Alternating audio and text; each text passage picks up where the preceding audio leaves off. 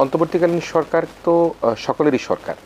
সেটি আজকে যারা রাজনীতির মাঠে আছে, নতুন দল এনসিপি বলি, ছাত্র জনতা বলি, আপনারা বলি, যারা আপনারা একেবারেই ফ্রন্ট সারিতে আপনাকে দেখেছি যে আপনি কিভাবে সেই রাজু ভাস্কর্য থেকে আরম্ভ করে আপনি সব জায়গায় যেভাবে কথা বলেছেন, তো সেই অন্তর্বর্তীকালীন সরকারের কাছে তো কোনো আলাদিনের চেহারা নেই। আপনার জ্যাম দূর করে দিতে পারবে, আপনার এই যে এখন নানা রকমভাবে একজন সরকারি চাকরিজীবী তাকে একেবারে রাতারাতি এরা বড় কিছু করে দিতে পারবে।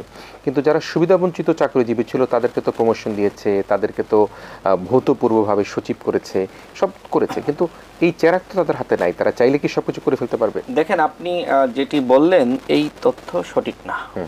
অন্তর্বর্তীকালীন সরকার যারা আওয়ামী সুবিধাভোগী কর্মকর্তা ছিল তাদেরকে আরও বেশি প্রমোশন দিয়েছে। গণমাধ্যমে সংবাদ প্রকাশিত হয়েছে। বিভিন্ন উপদেষ্টা, যেমন স্বরাষ্ট্র উপদেষ্টার যিনি কৃষি সচিব, তিনিও কৃষি বিষয়ক উপদেষ্টা, তিনি কিন্তু বঙ্গবন্ধুকে নিয়ে ব্যাপক তেলমর্দন করছেন, সেই বক্তব্য আমি নিজে শুনেছি। এমনকি যে আমাদের পরিবেশ বিষয়ক উপদেষ্টা, তার যিনি সচিব, তিনিও বিতর্কিত। আওয়ামী লীগের আমলে তিনি সম্ভবত সাতক্ষীরার ডিসি ছিলেন, এমনকি বিভিন্ন বিতর্কের সাথে তিনি যুক্ত ছিলেন। এরপরে আপনি দেখেন যে অন্যান্য যারা উপদেষ্টা রয়েছে, প্রত্যেক উপদেষ্টার কিন্তু যারা সচিব তারা আওয়ামী লীগের আমলে সুবিধা ভোগ করেছে।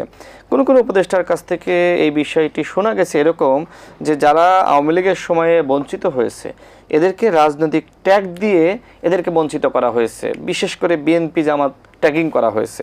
তো এখন যদি এদেরকে আমরা আবার সুবিধা দিই, এদেরকে যদি আমরা প্রমোশন দিই, তাহলে কি হবে? তাহলে এরা ম্যাক্সিমাম ক্ষেত্রেই আপনার বিএনপি জামাতের বন্দনা করবে। কিন্তু এখন যারা আওয়ামী লীগের সুবিধাভোগী রয়েছে তাদেরকে কিন্তু আমরা ভয় দেখিয়ে কাজ করাতে পারবো। তো এই বাসনা কিন্তু তাদের মধ্যে ছিল এবং বিভিন্ন আলাপে কিন্তু তারা সেই কথাগুলো আমাদের কাছে বলেছে।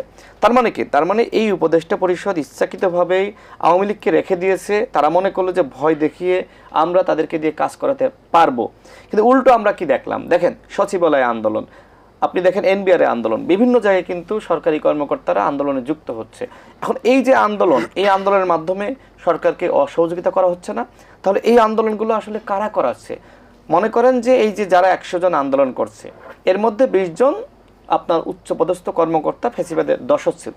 তারা টাকা পয়সা খরচ করে বিভিন্নভাবে তারা রাষ্ট্রকে অস্থিতিশীল করার জন্য এই কাজগুলো করাচ্ছে। সরকার নিজেও জানে যে সরকার যে ভুল করে ফেলিয়েছে, যে আওয়ামী সুবিধাভোগী কর্মকর্তাদেরকে তারা প্রমোশন দিয়ে তার পাশে বসিয়েছে। তারা মনে করছে যে এদেরকে হয়তো আমরা পোস্ট বানাতে পারবো, কিন্তু এই সরকারের উপদেষ্টারা ভুলে গিয়েছে যে আওয়ামী লীগ এবং তার সুবিধাভোগী দোসররা তারা হলো গোখরা সাপ। তারা হয়তো সাময়িক সময় কিন্তু পোস্ট মানবে। আমরা দেখি না যে সাপ খেলা দেখায়, সাময়িক সময় কিন্তু আপনার সাপ কিন্তু সবল মারে না, কিন্তু সুযোগ পাইলে কিন্তু সবল মেরে দেয়। তো এই সাপের তো আসলে বিষ ভাঙে নাই। এই যে সকল উপদেষ্টাদের আপনার সচিব, তাদের তো বিষ ভেঙে সেইখানে দায়িত্ব দেয়নি।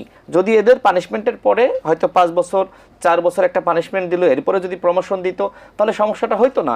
বরং এদের এই আপনার বিষধর শব্দের বিষ না ভেঙেই, দাঁত না ভেঙেই কিন্তু এদেরকে বিভিন্ন জায়গায় আপনার প্রমোশন দেওয়া হয়েছে। এই কারণে রাষ্ট্রে এত অস্থিতিশীল পরিবেশ, এই কারণে বিভিন্ন আন্দোলন হচ্ছে, এই কারণে সরকার আসলে রাষ্ট্র চালাতে পারছে না। তার মানে কি? আমি সর্বশেষ বলবো যে এই সরকার পরিকল্পিতভাবেই আওয়ামী লীগের পুনর্বাসন করেছে। তারা মনে করেছিল যে এদেরকে পুনর্বাসন করলে হয়তো আমরা রাষ্ট্র ভালোভাবে চালাতে পারবো, কিন্তু আজকে প্রমাণিত হচ্ছে যে সরকারের প্রায় 1 বছরের কাছাকাছি কিন্তু এই রাষ্ট্রে এখনো পর্যন্ত কোনো পরিবর্তন হয়নি। বরং উপদেষ্টাদের শুধুমাত্র চেহারার পরিবর্তন হয়েছে, পোশাকের পরিবর্তন হয়েছে, ব্যবসা বাণিজ্যের পরিবর্তন হয়েছে, তাদের পরিবার আত্মীয় স্বজন তাদের পরিবর্তন হয়েছে, সাধারণ মানুষের কোনো পরিবর্তন হয়নি।